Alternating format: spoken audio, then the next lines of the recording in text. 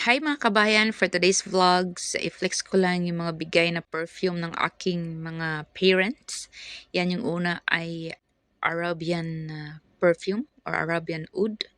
Yan ay bigay ng aking dearest parents, Hamza.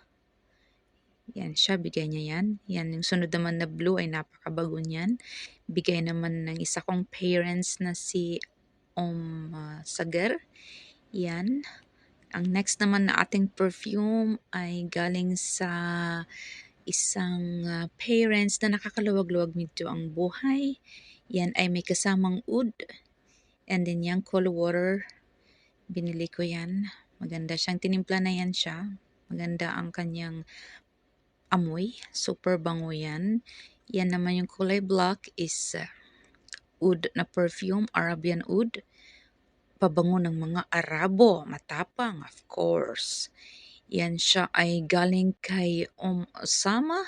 Isang box yan, kasama yung dalawang black na nandyan na pabango.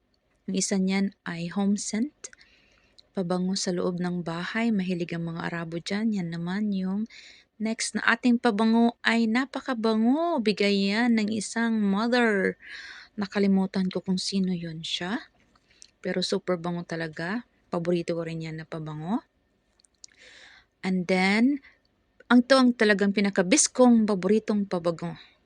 Sa lahat ng mga pabango na bigay ng aking mga parents, ito ang pinaka-the best na pabango.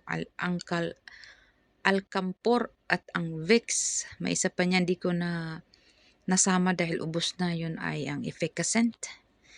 Yan, mga paborito ko yung mga pabango. Hindi naman tayo ay may edad na, pero sa edad natin ngayon ay kailangan na natin to. Medyo pumapalya na yung ating mga tuhod. Pero yan ay magandang panghaplas sa ating mga kasukasuan. Paggabi naman maganda ang Vicks na inaamoy-amoy. Yan ang paborito kong pabango sa lahat ng mga pabangong Arabo. Yan ang pinaka-the best kong pabango. Yun lamang po. Salamat. Bye-bye.